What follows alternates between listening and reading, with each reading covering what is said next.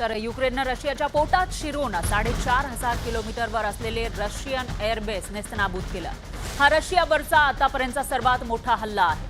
यातून जगाला स्पष्ट संदेश देण्यात आलाय की झेलेन्स्की बलाढ्य रशियाविरोधात कुठल्याही परिस्थितीमध्ये हार मानणार नाही. झेलेन्स्कींनी पुतीन यांच्या सैन्याचं पार कंबरडं मोडलं.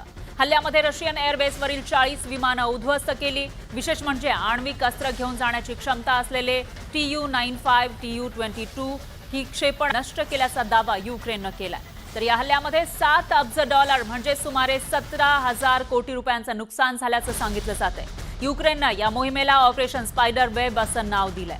गेल्या 1.5 वर्षापासून ही मोहीम आखली जात होती. त्याचं प्लॅनिंग केलं जात होतं. हल्ल्यासाठी 117 FPV फर्स्ट पर्सन व्ह्यू ड्रोनचा वापर करण्यात आला.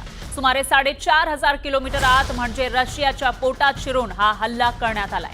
यासाठी नाटोनं रशियन हवाई तळाचं अचूक लोकेशन सांगितलं आणि युक्रेनच्या या गनिमी काव्यानं रशिया हादरून केला.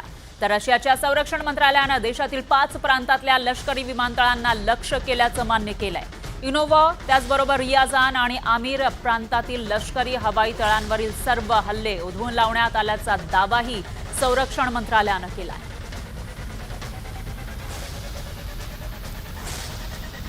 हे युक्रेनियन आर्मी, नेव्ही, एअरफोर्स यांनी केलेलं कार्य नाही आहे असं याच्याकडे पाहून लक्षात येतं. तसं युक्रेनची SBU म्हणून एक इंटेलिजन्स एजन्सी, त्या SBU एजन्सीनी हे काम केलेलं आहे असं आता स्पष्ट होत आहे.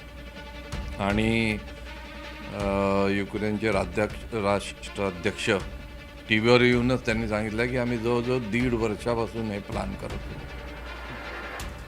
अर्थातच हे प्लॅनिंग चांगलंच लांबलचक असावं, कारण त्यांनी ह्या सगळे ड्रोन जवळजवळ स्मगल केले आहेत आणि ज्या एअरफील्डमध्ये हमला करायचा आहे त्याच्या बाहेर ते उभे केले आहेत आणि मग रिमोटली आपल्या देशातनं त्यांना ऑपरेट केले.